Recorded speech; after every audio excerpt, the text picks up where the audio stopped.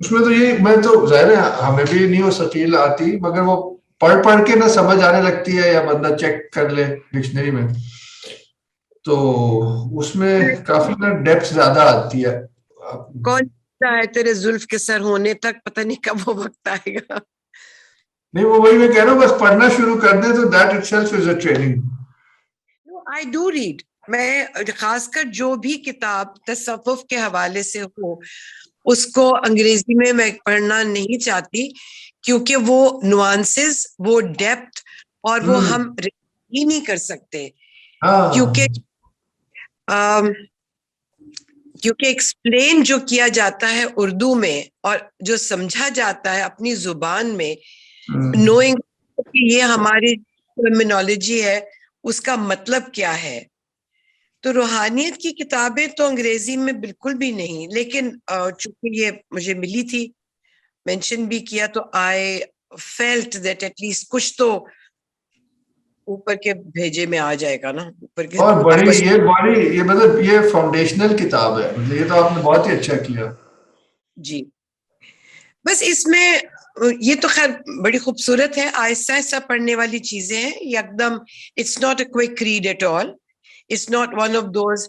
لیکن اس کے باوجود ہماری فاؤنڈیشن بہت اچھا ہوا کہ آپ لوگوں کے ساتھ بھی آپ نے اتنا ہمیں ٹائم دیا، اتنے اچھے ٹیچرز دیے کہ تھوڑا سا کچھ آئیڈیا ہونے لگ گیا ہے. بسم اللہ الرحمن الرحیم وبہ نستعین وہو خیر ناصر و معین.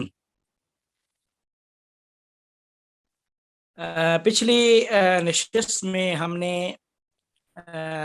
علم و معرفت کے ممکن ہونے پر گفتگو کی تھی، اور اس سے ہم چلے گئے تھے کہ علم کیا چیز ہے. اب ہم نے کندی اور فارابی کا نظریہ پیش کیا تھا، تو ہم اسی بحث کو لے کر انشاءاللہ آگے بڑھیں گے کہ علم کی حقیقت کے بارے میں مختلف فلاسفہ اور متفکرین کی نگاہ میں کچھ نہ کچھ بیان کر سکیں.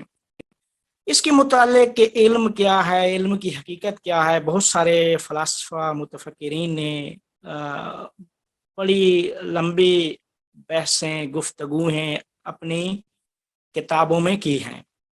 اب یہاں پہ چونکہ یہ فلسفہ عربی زبان میں لکھا گیا ہے، خاص کر جو ابن عربی تو ملا یعنی عرفان ندری میں انہوں نے اسی فلسفے کو لے کے آگے چلے، لیکن ابو علی سینا کی کتابیں یا دوسرے بڑے جتنے بھی فلسفی تھے، انہوں نے سارے فلسفے کو عربی زبان میں لکھا. اور اب عربی زبان سے اردو میں پیش کرنا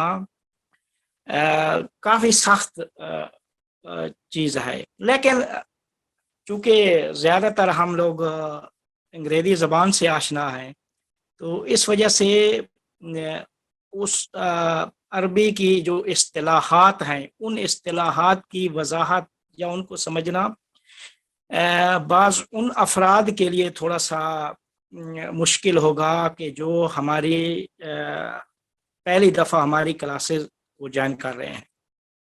لیکن میں اپنی طرف سے پوری کوشش کروں گا کہ جو بھی اصطلاح استعمال کروں اس اصطلاح کی اچھے طریقے سے وضاحت کر سکوں.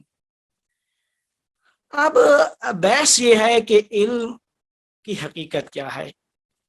جب ہم عربی فلاسفہ کی جو کتب ہیں وہ ہم جب پڑھتے ہیں، جس طرح ابو علی سینا کی کتاب الاشارات و تنبیہات جو ان کی مشہور کتاب ہے، اس کتاب میں علم کے متعلق گفتگو اچھے طریقے سے اور بڑے ہی عمیق اور گہرائی میں جا کر ابو علی سینا نے علم کی حقیقت کو واضح کیا ہے. چونکہ آج کا ہمارا ٹاپک بھی یہی ہے کہ ابن سینا کی نگاہ میں علم کی حقیقت کیا ہے.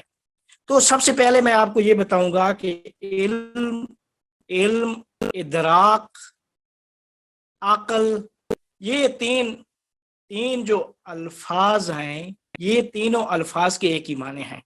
تو میں بعض اوقات علم استعمال کروں گا، علم کی جگہ پہ بعض اوقات ادراک کو استعمال کروں گا اور بعض اوقات عقل کو. تو تینوں کا ایک ہی معنی ہے. اب ہم فلاسفہ کی جب کتابوں میں جاتے ہیں تو وہ علم جو ہم سمجھتے ہیں، جسے ہم علم سمجھ رہے ہیں، اس کی حقیقت کچھ فلاسفہ کی نگاہ میں متفاوت ہے، وہ کچھ فرق کرتی ہے. وہ علم کو عقل کے معنی میں استعمال کرتے ہیں، اس وجہ سے وہ عقل کی اصطلاح استعمال کریں گے، ادراک کی اصطلاح استعمال کریں گے اور علم کی اصطلاح استعمال کریں گے. علم جسے ہم انگلش میں نالج کہتے ہیں، ٹھیک ہے، اردو میں علم کہیں گے. یہ ہے کہ علم ادراک اور عقل کی حقیقت. جی اس کو اس معنی میں بھی کہہ سکتے ہیں کہ جاننا، یا انگریزی میں کہیں گے نوئنگ، یعنی کہ کوئی ہاں دیکھیں جب ہم کہیں گے نا جاننا تو اس میں ایک شے آ جائے گی، یعنی کسی شے کو جاننا. ہم کسی شے سے قطع نظر ہم خود جاننے کی بات، علم کی بات کر رہے ہیں، جس کو خود ابو علی سینا نے ادراک اور عقل کا لفظ یوز کیا ہے. عقل کی اصطلاح ہے، ادراک کی اصطلاح ہے اور علم کی اصطلاح ہے. یہ تینوں اصطلاح ایک جیسی ہے.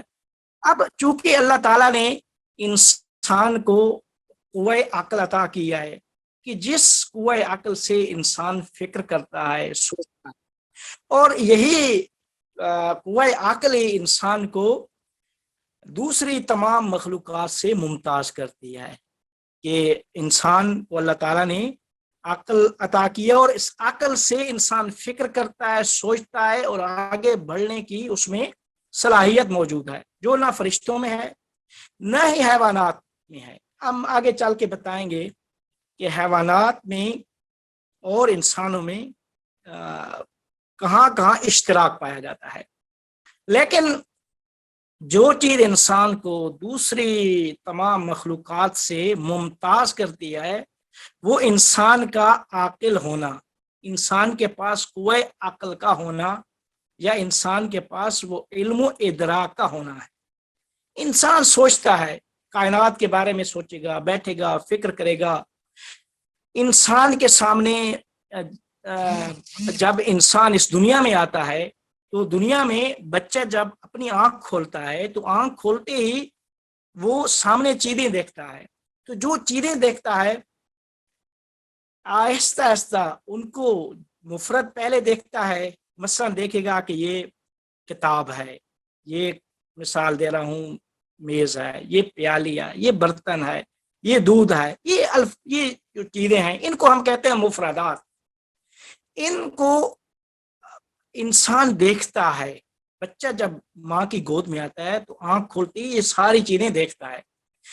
ان ساری چیزوں کو جب دیکھتا ہے بچہ تو ہم کیا کہتے ہیں کہ انسان کی قوہ حس کام کر رہی ہے. حواس جو ہیں، انسان کو اللہ نے جو حواس عطا کی ہیں ان میں ایک انسان کی آنکھ ہے. آنکھ کھول کے انسان دیکھتا ہے. وہ جو الفاظ ہیں مفردات، ان کو جب ذہن میں لاتا ہے تو اس کو کہتے ہیں تصور. علم منطق اور فلسفہ کی اصطلاح میں کہتے ہیں تصور، جسے ہم کانسیپٹ کہتے ہیں انگلش میں. اشیاء کا تصور، ایک ایک شے کا تصور کرنا، ایک ایک شے کو ذہن میں لانا. اب تصور کے مقابلے میں ایک تصدیق ہوتی ہے. جب بچہ اور آگے بڑھتا ہے، جب اس کی زندگی، اپنی زندگی کو آگے بڑھاتا ہے، آہستہ آہستہ بڑا ہوتا ہے، تو بڑا ہونے کے بعد پہلے وہ کہے گا پانی، یا مثال دے رہا ہوں وہ کہے گا کہ چائے، روٹی. لیکن آہستہ آہستہ جب اللہ تعالیٰ اس کے اندر رشد جب آتا ہے، جب آگے بڑھتا ہے، بڑا ہوتا ہے، تو وہ پھر حکم لگانا شروع کر دیتا ہے. مثال کے طور پہ وہ کہتا ہے پانی لاؤ، یا مجھے دودھ پینا ہے، مجھے روٹی کھانی ہے. یہ حکم لگاتا ہے. وہ الفاظ کو مرکب بنا کر وہ پیش کرتا ہے. اس کو علم منطق اور علم فلسفہ کی اصطلاح میں تصدیق کہتے ہیں. تصدیق یعنی وہ تصور جو آپ نے کیا ہے، چیزوں کو جو تصور کیا ہے، ذہن میں چیزوں کو لائے ہو، ان چیزوں کے بارے میں حکم لگانے کو تصدیق کہتے ہیں. تو کہتے ہیں کہ علم تصور اور تصدیق میں تقسیم ہو جاتا ہے، یا جب تصور ہوتا ہے یا تصدیق ہوتی ہے. اب انسان جب آگے بڑھتا ہے، اپنی زندگی کو آگے جب انسان بناتا ہے، تو علم ادراک کرنا شروع کر دیتا ہے، سوچنا شروع کر دیتا ہے. اس سے جب آگے بڑھے گا تو سوچنا شروع کرے گا. جب سوچتا ہے، سوچنے میں انسان فکر کرتا ہے. فکر کا مطلب کیا ہوتا ہے؟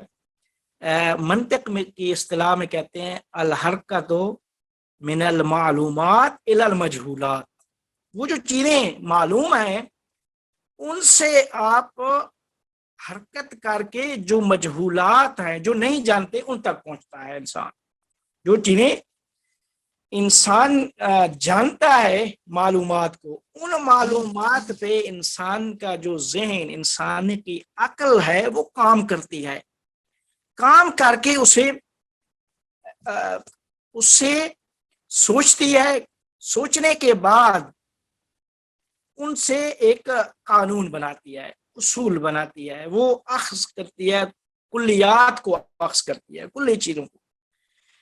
مثال کے طور پہ جب انسان جب ایک کتاب کو دیکھ رہا ہے آنکھوں سے، تو یہ انسان کی قوہ حسی کہلاتی ہے جو کام کر رہی ہے.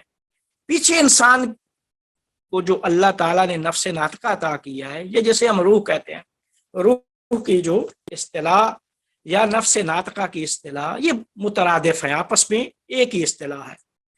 تو پیچھے انسان کی جو ذات ہے، جس طرح انسان کو اللہ نے بدن عطا کیا ہے، بدن کے ساتھ اللہ تعالیٰ نے انسان کو روح جیسی نعمت سے نوالا ہے. جب انسان کے اندر روح آتی ہے تو روح کے آنے سے ہی انسان وجود میں آ جاتا ہے.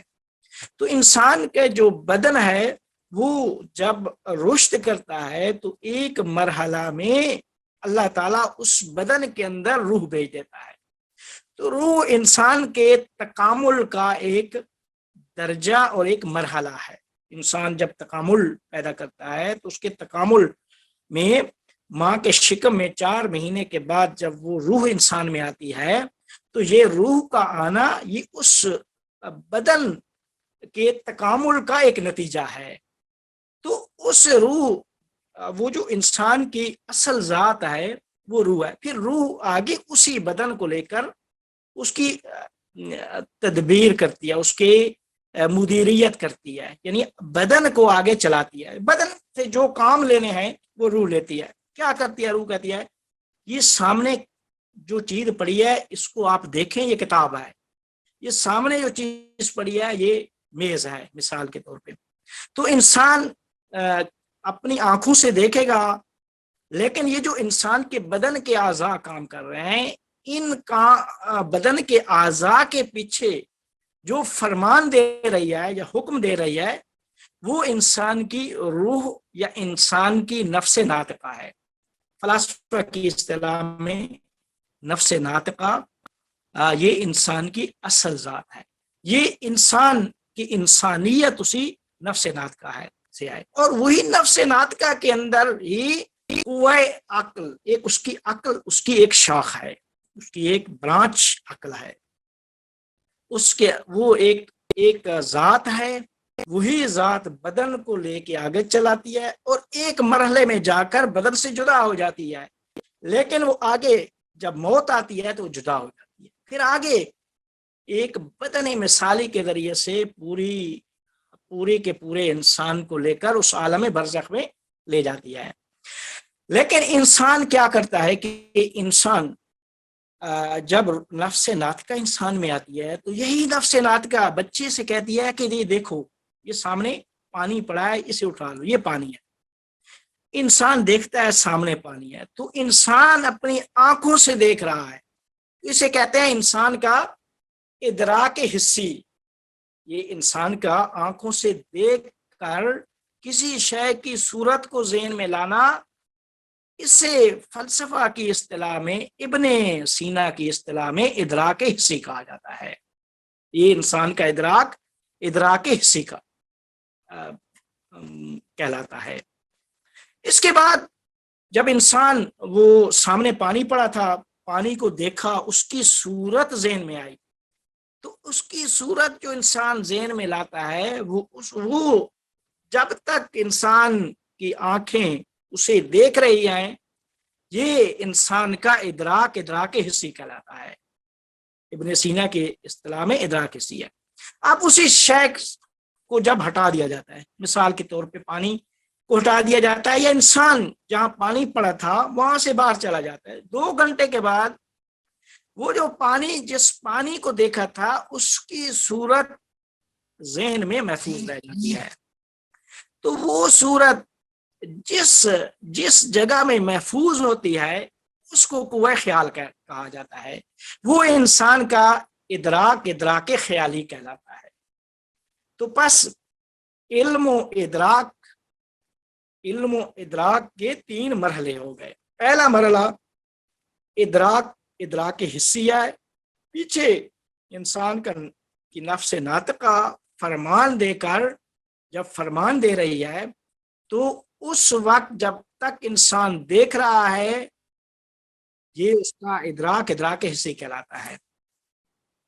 اس کے بعد وہ جو صورت ذہن میں رہ گئی تھی 2 گھنٹے بعد جب انسان اس کے بارے میں سوچتا ہے اور سوچ کے جو صورت ذہن میں ہوتی ہے اس صورت کو ذہن میں لاتا ہے اور پانی کی صورت جو محفوظ رہ جاتی ہے وہ انسان کا ادراک خیالی کہلاتا ہے۔ اب انسان نے یہ جو ادراک حسی تھا، مثال کے طور پہ پانی کو دیکھا، کتاب کو دیکھا، انسان کو دیکھا، مثال کے طور پہ زید کو دیکھا، زید چلا گیا، اس کا ادراک حسی، ادراک خیالی۔ اب انسان نے زید، عمر، بکر، خالد، یہ سارے کے سارے جو مشابہ افراد تھے سب کو ذہن میں تصور کیا۔ جب ذہن میں تصور کیا تو پہلا مرحلہ اس کا ادراک حسی تھا۔ ان کی صورتیں جب ذہن میں رہ گئیں تو یہ ساری صورتیں یہ اس کا ادراک خیالی کہلاتی ہیں۔ اب اس کے بعد جو مرحلہ آتا ہے کہ انسان کی جو عقل ہے وہ اپنے ذہن میں اپنی عقل میں وہ جو صورتیں انسان کے ذہن میں آئی ہیں ان صورتوں کے اوپر انسان کام کرنا شروع کر دیتا ہے۔ کام کرتا ہے، کیا کرتا ہے؟ انسان زید کو دیکھا، عمر کو دیکھا، بکر کو دیکھا، سب کو دیکھا۔ اب سب بدن بھی رکھتے ہیں، کوئی کالا ہے، کسی کا رنگ کیا ہے، کسی نے کیا کپڑے پہنے ہوئے ہیں، کسی کا قد چھوٹا ہے، کسی کا قد بڑا ہے، کوئی جوان ہے، کوئی بوڑھا ہے۔ یہ سارے کے سارے ان کو کہا جاتا ہے فلسفہ کی اصطلاح میں اس کے عوارضات، مشخصات۔ فلسفہ کی ابن سینا کی اصطلاح میں مشخصات کہا جاتا ہے۔ یہ ان مشخصات کو عقل کیا کرتی ہے؟ سائڈ پہ کر دیتی ہے۔ سب کے زید کے جو مشخصات تھے ان کو سائڈ پہ کر دیا، عمر کے جو مشخصات تھے ان کو سائڈ پہ کر دیا، بکر کے، خالد کے، سب کے۔ اب ان میں سے ایک چیز جو سب کے درمیان مشترک ہوتی ہے اس کو انسان کی عقل کیا کرتی ہے؟ نکالتی ہے۔ مشترک جو سب کے درمیان چیز مشترک آتی ہے اس مشترک چیز کو انسان کی عقل نکالتی ہے۔ ان ساری جزیات سے، سارے افراد سے مشترک چیز نکلتی ہے۔ مشترک چیز وہ کیا ہے کہ یہ سارے کے سارے انسان ہیں۔ انسان کی جو تعریف ہے ان کے اوپر صادق آتی ہے۔ اسی طریقے سے اب کیا کہے گی کہ یہ کلی مفہوم انسان کے ذہن میں آ جائے گا کہ یہ سارے انسان ہیں، لفظ ایک ہے، چیز ایک ہے، انسان۔ اب وہ ایک اتنی اس میں کلیت وسعت ہے کہ وہ ان سارے کے سارے افراد کو انسان کہا جاتا ہے۔ ان سارے کے سارے افراد کو ایک انسان کہا جاتا ہے، اور انسان ایک کلی چیز ہے جو سب پہ منطبق ہوتی ہے کہ زید بھی انسان ہے، عمر بھی انسان ہے، بکر بھی، خالد بھی. یا مثال کے طور پہ کتاب، انگریزی کی کتاب ہے، اردو کی کتاب ہے، اسلامیات کی کتاب ہے، مختلف سبجیکٹ، مختلف کتابیں، اسلامی غیر اسلامی. اب جب انسان ان کی صورت کو ذہن میں لاتا ہے، جب ان کو دیکھتا ہے، دیکھ کے ان کی صورت ذہن میں خیال میں گئی، اور وہاں سے انسان کی عقل جب ان کے اوپر کام کر کے مشخصات کو جدا کر کے مشترکات کو جب یہ نکالتی ہے تو کیا کہتی ہے کہ یہ کتاب ہیں، یہ ساری کی ساری کتاب ہیں. لفظ کتاب ساری کتابوں کو شامل ہے. اس سے کہا جاتا ہے کہ یہ کلی مفہوم، یہ کلی مفہوم ہے کہ جس کا اطلاق تمام جزیات پہ ہوتا ہے. تمام قیامت تک آنے والے جتنے بھی افراد ہیں سارے انسان ہیں، آدم کے دور سے لے کر نوح، ابراہیم، عیسیٰ علیہ السلام، ہمارے پیغمبر، اور یہ تا قیامت جتنے بھی ایسے افراد آئیں گے سب انسان ہیں. تو وہ اس لفظ میں اتنی کلیت اور وسعت پائی جاتی ہے کہ وہ سب کو شامل ہے. تو یہ جو معلومات انسانی ذہن نے خارج سے لی ہیں، ذہن سے باہر سے لے کر ادراک حسی کے ذریعے سے لے کر قوہ خیال میں منتقل کی ہیں، اور قوہ خیال سے ہی انسان نے کیا کیا ہے، قوہ خیال سے اس کے اوپر ایکٹیویٹی، فعالیت انجام دی ہے. وہ کیا فعالیت؟ اس کو کہتے ہیں منطق اور فلسفہ کی اصطلاح میں عملیت التفکیر. ایک فکر کرنے کی کا جو کام تھا وہ کیا، فکر کرنے کا، اس کے اوپر کام کر کے مشخصات جو تھے وہ ساری جدا کر دی، جدا کر کے ایک مشترک چیز کو نکالا. تو وہ جو مشترک جو چیز مشخصات کو جدا کر کے مشترکات کو نکالتی ہے وہ قوہ عقل ہے، اور اس کو ادراک عقلی کہا جاتا ہے. اس کو ادراک عقلی کہا جاتا ہے. تو اس وجہ سے ابو علی سینا کی نگاہ میں ادراک کے 3 مرحلے ہیں. پہلا مرحلہ ادراک حسی، علم و ادراک کے 3 مرحلے، ادراک حسی، دوسرا ادراک خیالی، اور تیسرا ادراک عقلی. اور یہ انسان کا ادراک عقلی ہی یہ علم کہلاتا ہے، یہی ادراک عقلی علم کہلاتا ہے. اچھا، اس کی پھر خود ابن سینا نے جو تعریف کی ہے، ابن سینا نے جو تعریف کی ہے علم کی، جس طرح تیمور صاحب نے اس میں بھیجی گروپ میں بھی میرے خیال میں، کہ علم، جب علم کی تعریف کرتے ہیں تو فرماتے ہیں کہ العلم هو صورت الحاصلۃ من الشیء عند العقل. یہ عربی کی ایک تعریف ہے، عربی میں جو انہوں نے اپنی فلسفی کتب میں درج کیا ہے کہ هو صورت الحاصلۃ من الشیء عند العقل. وہ شے سے، یعنی خارج میں جو شے ہے، ذہن سے باہر جو سامنے شے ہے، اس شے سے جو صورت ذہن میں حاصل ہوئی ہے اس صورت کو علم کہا جاتا ہے. اب وہ علم کا پہلا مرحلہ وہ حسی تھا، جزئی تھا، کلی نہیں تھا. جزئی تھا کہ کیا مطلب؟ یعنی زید، عمر، بکر سارے جزئی ہیں، ایک ایک فرد. جزئی یعنی ایک ایک فرد جو ایک پہ دلالت کرتا ہے، اس کو جزئی کہا جاتا ہے. ادراک خیالی میں بھی وہ بھی جزئی ہوتا ہے. ابن سینا فرماتے ہیں یہ دونوں ادراک جزئی ہیں. ادراک حسی کو بھی ادراک جزئی کہا جاتا ہے، ادراک خیالی کو بھی ادراک جزئی کہا جاتا ہے. لیکن ادراک عقلی ادراک کلی ہے، ادراک عقلی ادراک کلی ہے.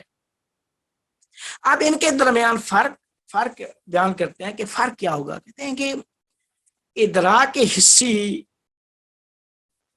حسی اس شے خارے میں جب تک موجود ہے، انسان کی عقل انسان کی آنکھ دیکھ رہی ہے، تو تب وہ ادراک حسی کہلاتا ہے. لیکن ادراک خیالی میں فرق یہ ہے کہ وہ چیز سامنے سے غائب ہوتی ہے. کتاب سامنے سے ہٹا دے، 2 گھنٹے بعد اس کی صورت جو ذہن میں محفوظ رہ گئی ہے اس کو ادراک خیالی کا کہا جاتا ہے. اب ادراک عقلی وہ ان دو سے جدا ہے. ادراک عقلی کا تعلق یہ ہے کہ جو کچھ معلوم ہے حسی اور خیالی کے ذریعے سے ان معلومات پہ کام کر کے مجہولات تک پہنچنا. مجہول چیز کیا ہے؟ وہ ایک کلی چیز ہے جسے فلسفہ کی اصطلاح میں ادراک کلی کہا جاتا ہے، اور یہی در حقیقت وہ علم ہے. یہی در حقیقت علم ہے. جس طرح ہم تو اس سے دیکھیں کہ جب ویسے تو لوگ کہتے ہیں کتابیں پڑھ لی، ایک کتاب ریاضی پڑھ لی تو ریاضی سمجھ میں آتی، مثال کے طور پہ اسلامیات پڑھ لی، فلسفہ پڑھ لیا، دوسرے جتنے بھی چیزیں پڑھ لی، جو پڑھیں گے آپ وہ ایک معلومات ہیں جو کتاب سے لیں، ذہن میں گئی. لیکن آپ تب عالم اور دانش مند کہلائیں گے جب ان معلومات سے آپ مجہولات تک پہنچیں گے. معلومات جو ذہن میں آئیں ان معلومات سے مجہولات تک پہنچیں گے تو تب انسان عالم یا دانش مند کہلاتا ہے. تو وہ یہ انسان کا ادراک عقلی وہی انسان کا علم ہے. اب عقل، علم، ادراک یہ تینوں ایک ہی چیز ہیں. عقل، علم اور ادراک. آپ دیکھیں کہ حدیث کی کتابوں میں باب عقل و جہل ہے، علم و جہل نہیں ہے. یعنی انسان جس طرح انسان ہے اپنی ذات میں، اس کا کام تعقل کرنا، فکر کرنا ہے. یہ تعقل انسان کا خاصہ ہے. انسان کا خاصہ کیا ہے؟ وہ تعقل ہے. تو فرماتے ہیں کہ اسی وجہ سے باب عقل و جہل ہے. جہالت کو عقل کے مقابلے میں لایا گیا. کیونکہ عقل، ادراک عقلی انسان کا خاصہ ہے. یہ ہمارے استاد فرماتے ہیں کہ انبیاء مبعوث برسالت، جتنے بھی انبیاء آئے تھے بشر کی ہدایت کے لیے، وہ انسانوں کو عالم بنانے کے لیے نہیں آئے تھے بلکہ عاقل بنانے کے لیے آئے تھے. عقل سے عاقل، جو سوچتا ہے، فکر کرتا ہے، اس کو عاقل کہا جاتا ہے. عقل وہ سوچ فکر، عاقل جو سوچنے والا ہے اس کو عاقل، عین الف قاف لام. اب یہاں سے فرماتے ہیں کہ جب یہ مرحلے معلوم ہو گئے کہ ادراک کے یہ تینوں مرحلے ہیں، تو ان تینوں مرحلے میں انسان کی جو نفس ناطقہ ہے، وہ جب انسان ادراک حسی کر رہا ہوتا ہے، محسوسات کے مرحلے میں وہ ادراک حسی بھی اسی نفس ناطقہ کے آرڈر پہ ہو رہا ہوتا ہے. ادراک خیالی کے پیچھے بھی وہ نفس ناطقہ ہی فرمان دے رہی ہوتی ہے. لیکن جب ادراک خیالی سے ادراک عقلی کرتا ہے تو ادراک عقلی سے جو صورت کلی، جو صورت آپ نے جو فکر کی ہے، جو سوچی ہے، جس تک آپ پہنچے ہیں، اس کے اور نفس ناطقہ کے درمیان کوئی واسطہ نہیں ہے. جب کوئی واسطہ نہیں ہے تو اس وقت اس کو معلوم بالذات کہا جاتا ہے. علم ابن سینا نے اصطلاح استعمال کی، معلوم بالذات. جو چیز بالذات معلوم ہے کہ انسان کی نفس ناطقہ اور اس کے ادراک عقلی کے درمیان جو بلا واسطہ چیز ہے، وہی کیا کہتے ہیں، وہ اس کو علم حضوری بھی انشاءاللہ آگے بیان کریں گے کہتے ہیں، لیکن معلوم بالذات کی اصطلاح استعمال کی ہے. جب شے خارج میں ہے، سامنے پڑی ہے، ذہن کام کر رہی ہے انسان کی، تو جو ذہن کام کر رہی ہے تو اب انسان کے نفس ناطقہ یعنی وہی روح، اس کے اور اس سامنے جو شے پڑی ہے، اس شے کے اور نفس ناطقہ کے درمیان انسان کا ذہن واسطہ ہے. تو جہاں پہ واسطہ آ جائے وہ چیز بالعرض ہو جاتی ہے. اس کو کہتے ہیں معلوم بالعرض، یعنی جو ذاتاً نہیں معلوم بلکہ واسطے سے معلوم ہے. جو واسطے سے معلوم ہو اس کو معلوم بالعرض کہا جاتا ہے. لیکن جہاں واسطہ نہ ہو اس کو معلوم بالذات کہتے ہیں. جہاں واسطہ نہ ہو اس کو معلوم بالذات کہتے ہیں. تو کہتے ہیں جو صورت عقلی آپ کے ذہن میں آئی ہے, جو آپ نے صورت عقلی تشکیل دی ہے, اس صورت عقلی اور نفس ناطقہ کے درمیان کوئی تیسری چیز درمیان میں کوئی واسطہ نہیں ہے. تو اب یہاں سے علم حصولی اور علم حضوری کی تعریف بھی واضح ہو گئی کہ علم, یہی سے ابن سینا, اگرچہ ابن سینا کی فلسفے میں علم کی یہ دو قسمیں نہیں تھیں, عبارت میں سے چیز معلوم ہو جاتی ہے, لیکن یہ بعد میں اصطلاح استعمال کی گئی ہے. علم حصولی اور علم حضوری. علم حصولی اور حضوری میں فرق یہ فرماتے ہیں کہ جہاں واسطہ نہ ہو انسان کی نفس ناطقہ اور صورت عقلی کے درمیان, واسطہ نہ ہو, جہاں واسطہ نہ ہو وہ علم حضوری کہلاتا ہے. اور جہاں اس شے اور نفس ناطقہ کے درمیان انسانی ذہن واسطہ بن جائے تو وہ علم حصولی کہلاتا ہے. تو علم حصولی اور علم حضوری میں تقسیم ہو گیا. تو جو بھی ہم کائنات میں علم حاصل کرتے ہیں کتابوں سے, یہ سارے کا سارا علم حصولی ہے, سارے کا سارا علم حصولی ہے. اور حضوری میں ہوتا یہ ہے کہ واسطہ نہیں ہوتا. تو جہاں پہ اگلی بات نقطہ وہ یہ فرماتے ہیں کہ جہاں پہ شے نفس ناطقہ یعنی وہی روح, اس کے اور اس عقلی صورت کے درمیان واسطہ نہ ہو, وہاں پہ خطا کا امکان نہیں ہوتا. جہاں پہ واسطہ ہوتا ہے وہاں خطا ممکن ہے. لہذا علم حصولی میں خطا ممکن ہے, علم حضوری میں خطا ممکن نہیں ہے. اور پھر یہیں سے پھر جب ہم انشاءاللہ آگے چلیں گے تو آگے یہیں سے اس بحث کو جب آگے لے جائیں گے, ابن سینا اور پھر بعد میں ملا صدرہ اور یہ سارے اس بحث کو پہنچاتے ہیں وہ ابن عربی کی اس کشف و شہود تک. تو کشف و شہود, الہامات, وحی, ان کی سنخ ایک ہے, لیکن ان میں کیوں خطا ممکن نہیں ہوتی الہام وحی میں؟ وجہ یہ ہوتی ہے کہ علم حضوری ہوتا ہے.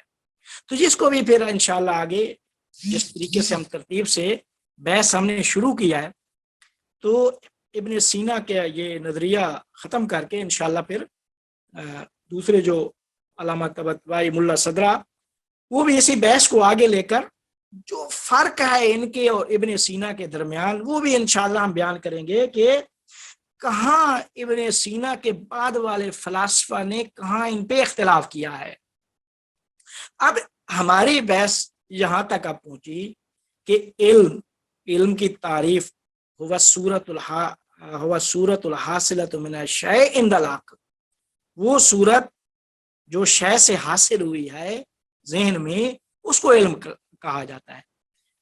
تو اب یہ جب علم کی تعریف سمجھ میں آ گئی تو اس علم و ادراک کے 3 درجے اور 3 مرحلے بیان کیے ہیں: ادراک حسی, ادراک خیالی, ادراک عقلی. ادراک حسی اور ادراک خیالی کو جزئی کہا ہے, ادراک عقلی وہ کلی ہوتا ہے. ادراک عقلی کلی ہوتا ہے اور 2 پہلے والے ادراک جزئی ہے. ادراک عقلی وہ صورت عقلی جو ہوتی ہے اس کو معلوم بالذات کہتے ہیں, اور جو ادراک حسی کے ذریعے سے شے سامنے ہوتی ہے اس کو معلوم بالعرض کہتے ہیں. اب اگلی بحث یہاں پہ ہوگی کہ یہ ساری صورتیں جو علم کے ذریعے سے, علم و عمل سے ہم نے حاصل کی ہیں, تو یہ ساری کہاں جا رہی ہیں؟ ذہن سے ہو کے سیدھا انسان کے روح اور نفس ناطقہ میں. اگلا جو سٹیپ ہوگا وہ یہ ہوگا کہ ان عقلی صورتوں کا, ان کو صور معقولہ, ابن سینا کی اصطلاح میں صورت کی جمع جو معقولہ یعنی جو عقل کی گئی ہوں, جو فکر کی گئی ہوں, یہ جو صور معقولہ جب انسانی نفس ناطقہ میں آتی ہے تو اب اگلا سوال یہ ہے کہ یہ پہلا سوال یہ ہے کہ یہ ادراک عقلی کس طریقے سے حاصل ہوتا ہے. جب یہ حاصل ہو جاتا ہے تو اس کے حاصل ہونے میں دو ابن سینا نے 2 نظریے بیان کیے ہیں, اور پھر حاصل ہونے کے بعد جب یہ صور معقولہ نفس ناطقہ میں موجود ہوتی ہیں تو ان کا وجود نفس ناطقہ میں وہ کس طرح ہے، وہ اتحاد ہے، ان میں وحدت ہے یا دوگانگی ہے. یہاں سے پھر ملا ابن سینا کے ساتھ ملا صدرہ نے بھی اختلاف کیا ہے اور کچھ اعتراضات بھی ان کے اوپر بیان کیے ہیں. تو یہ ایک علم و معرفت کی ایک بحث جو انسان کو آخر میں جا کر وہ کشف و شہود کے ذریعے سے جو اس کا اعلیٰ درجہ ہے، کشف و شہود اور الہام اور وحی، تو یہ ایک اعلیٰ ترین درجے پہ لے جا کر جہاں ولایت کی بحث ہوتی ہے اور اتصال ہوتا ہے اس وحدت ذاتی خدا سے، وحدت جو مرتبہ واحدیت سے، تو اس اتصال تک انسان کو یہ بحث پہنچاتی ہے. اور پھر اسی بحث کا درمیان میں وہ رابط ہے قیامت کے ساتھ کہ قیامت میں انسان جب محشور ہوگا تو یہ صور معقولہ، یہ ان کا کیا ربط ہوگا، کیا ارتباط ہوگا، یہ بھی ساری بحث ہے. یہ انشاءاللہ بیان کر کے پھر اللہ تعالیٰ کے علم کی بحث آئے گی کہ اللہ کا علم کون سا علم ہے، علم کی قسمیں کرتے ہیں، کلیات، جزیات. جہاں پہ پھر امام غزالی کا جو اختلاف ہوا ابن سینا سے، ابن سینا کو کافر کہا، پھر جو ابن سینا نے جواب دیا، غزالی صاحب نے فرمایا کہ بھی آپ کا جواب بھی در حقیقت انکار ہے. وہ بھی انشاءاللہ ہم انشاءاللہ اس بحث کو، ابن سینا کی بحث کو آخر تک لے جائیں گے. میرے خیال میں یہ پہلا نشست ختم ہوتی ہے تو دوسری نشست میں انشاءاللہ یہ ایک وہ جو مرحلہ ہے اس کو ہم مکمل کریں. جی ماشاءاللہ، آپ دیکھتے ہیں کچھ سوال لے لیتے ہیں. بہت ہی زبردست ماشاءاللہ. اگر کوئی اصطلاح بھی واضح نہیں ہوئی تو میں حاضر ہاں، ہوں. اصطلاح بالکل صحیح کہہ رہے ہیں. سرفراز صاحب کچھ پوچھ رہے ہیں. جی سر، السلام علیکم. علیکم پچھلی السلام. کلاس میں بھی ریحان صاحب نے کافی علم اور یہ تصور اور تصدیق پہ باتیں کی ہیں، تو وہ کسی اور پیرائے میں بیان کر رہے تھے. آپ کا انداز بالکل اور طرح کا ہے، شاید بات ایک ہی ہو، لیکن ابھی جو میرے ذہن میں ایک جو فوراً سے ایک سوال آ رہا ہے وہ یہ ہے کہ کیا یہ جو مرحلے ابن سینا نے بتائے ہیں علم کے ادراک حسی، خیالی اور عقلی، تو پہلا تو یہ ہے کہ کیا ان تینوں میں جو ترتیب ہے مرحلہ وائز یہ ایسے ہی ہوگی یا ان کے اندر کوئی تبدیلی بھی آ سکتی ہے؟ اور کیا ادراکی حسی کے بعد ادراک خیالی ہوگا اور اس کے بعد ادراک عقلی، ترتیب یہی رہے گی؟ اور کیا کوئی ایسا ممکن ہے کہ جو آخری والا ادراک عقلی یا کلی جسے آپ کہہ رہے ہیں، پھر جسے آپ ملا رہے ہیں کشف وحی اور الہام کے ساتھ، کیا ایسا ممکن ہے کہ ادراکی حسی اور خیالی تو نہ ہو لیکن یہ والا ادراک عقلی جسے آپ کشف وحی الہام کے ذریعے سے یہ ہو جائے؟ Please sir, thank you. جی دیکھیں، میں انشاءاللہ اس چیز کو آگے اگلی نشست میں بیان کروں گا کہ یہاں پہ محقق طوسی نے ابن سینا، اگرچہ ابن محقق طوسی کا انشاءاللہ بعد میں پڑھیں گے، لیکن ابن سینا پہ ایک تعلیقہ جو انہوں نے حاشیہ لگایا وہ میں انشاءاللہ بیان کروں گا. اسی بحث سے مربوط ہے کہ کیا یہی علم حاصل، علم کے حصول کا جو طریقہ ہے وہ یہی ہے، علم کے حصول کا یہ طریقہ یہی ہے. لیکن جو آپ بیان فرما رہے ہیں کہ کیا کشف ان ادراک عقلی، ادراک حسی، خیالی اور عقلی کے علاوہ بھی کیا کشف ممکن ہے یا نہیں ہے؟ دیکھیں، اگر ہم کیا کہتے ہیں اس کو لیں ادراک حسی، عقلی تو ہوتا ہے جو ہے نا، چاہے وہ دوسری چیز بھی ہو، لیکن کیا کہتے ہیں حدیث میں من زہد فی الدنیا علمہ اللہ بلا تعلیم، یہ جو جس طریقے سے ہم پراسز جس علم حصولی سے پھر ادراک عقلی اور اس تک پہنچ گئی اور اتنا لمبا وہ ٹائم سے درس و تدریس سے بھی سے کشف و شہود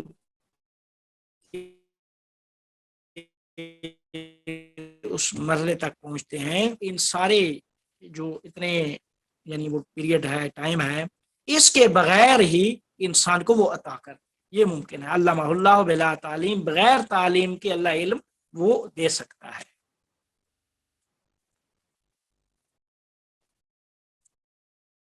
جی اور کسی کو؟ جی زرین آپا، پھر اس کے بعد بلال صاحب. یا ویری کوئکلی، بالکل ادراک حسی، عقلی، یہ سب کچھ جب میڈیم بیچ میں آبجیکٹ ہے، لیکن وہ کہاں پہ، وہ بھی تو ویلڈ ہے. ایکسپیرینس جو صوفی کرتا ہے، ایکسپیرینس جو ایک اسپرچل ہوتا ہے، اس میں حسی، ادراک حسی تو نہیں ہے، اور وہ تو تصوراتی ہے، روحانی ہے، تو وہ بھی ویلڈ ہے. تو کیا وہ علم نہیں ہوگا؟ نہیں، وہ علم ہوگا. دیکھیں صوفی بھی ادراک حسی سے خالی نہیں ہوتا. ادراک حسی بالآخر جو وہ صوفی جو فکر بھی کرتا ہے، ذکر و اذکار جس طریقے کے ذریعے سے وہ جو کشف و شہود کرنا چاہتا ہے، تو بالآخر اس کا ادراک حسی اور خیالی ہوتا ہے، چاہے اس پہ آپ یعنی اس پروسیس سے ہو یا نہ ہو، لیکن بالآخر ہوتا ہے. اگرچہ وہ تہذیب نفس اور تزکیہ نفس سے کیا کہتے ہیں، اس میں تیزی آ سکتی ہے. جتنا تزکیہ نفس زیادہ ہوگا تو اس میں تیزی آ سکتی ہے، لیکن صوفی کا بھی بالآخر ادراک کے حصی خیالی ہوتا ہے.